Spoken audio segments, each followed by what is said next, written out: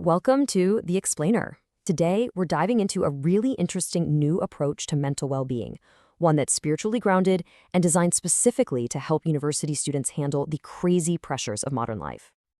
So, to really get why a new approach is even needed, you have to start with this number from Malaysia. And honestly, it's pretty startling.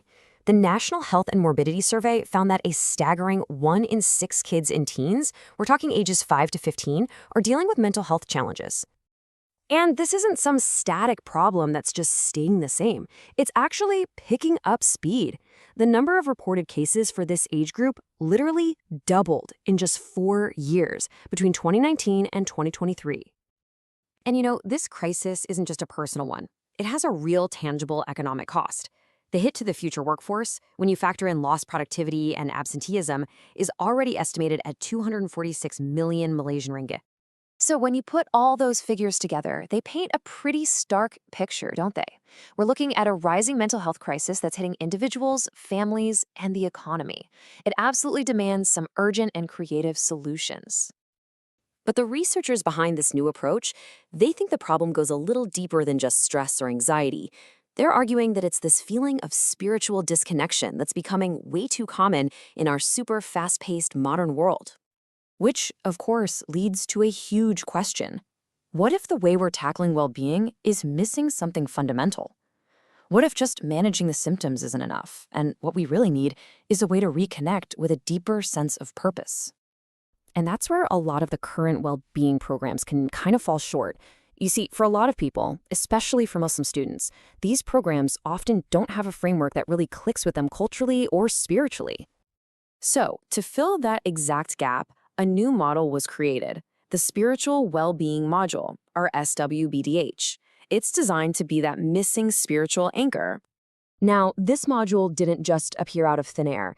It's actually built on the incredible wisdom of 2 major Islamic scholars who, even though they lived centuries apart, had this profound grasp on human well-being.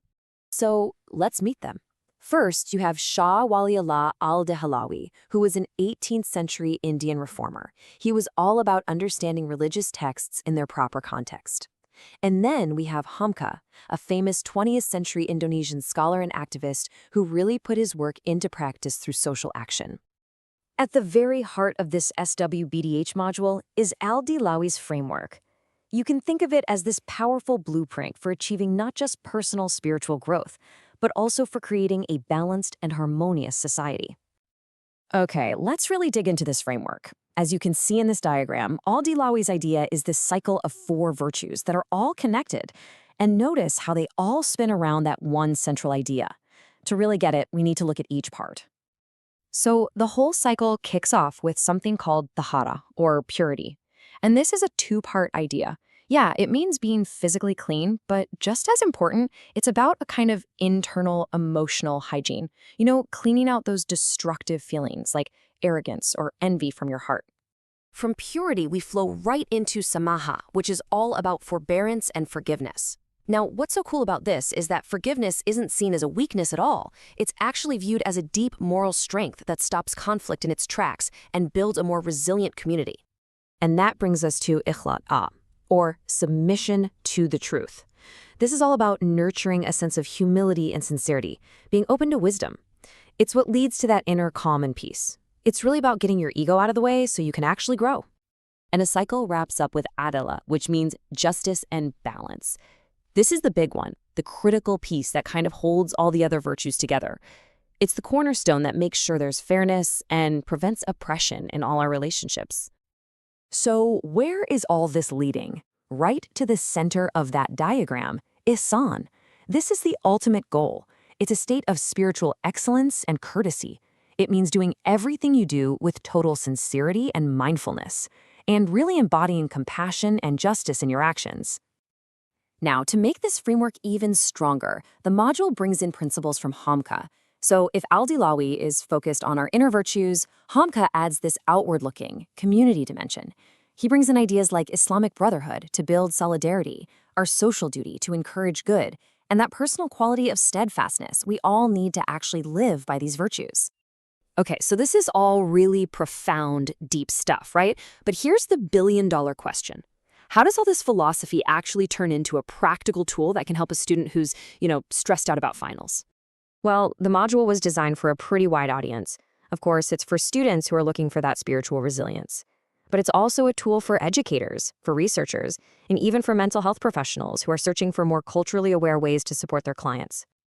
And this isn't just about feeling good. No way. The impact is actually designed to be measured. The plan is to use a whole mix of methods, from personal questionnaires to real-world observation and community feedback. That way, they're not just tracking how students feel, but how their actions and relationships might actually be changing. So when you boil it all down, what's the ultimate goal here? It's about empowering students. It's about giving them a real, tangible roadmap, a set of strategies that come from their own values to help them find inner peace, handle pressure, and live more purposeful lives. And that leaves us with one final, pretty big thought to chew on. In this modern age where so many of us feel disconnected, is it possible that the most innovative solutions to our biggest problems have been right there all along, waiting for us in the timeless wisdom of the past?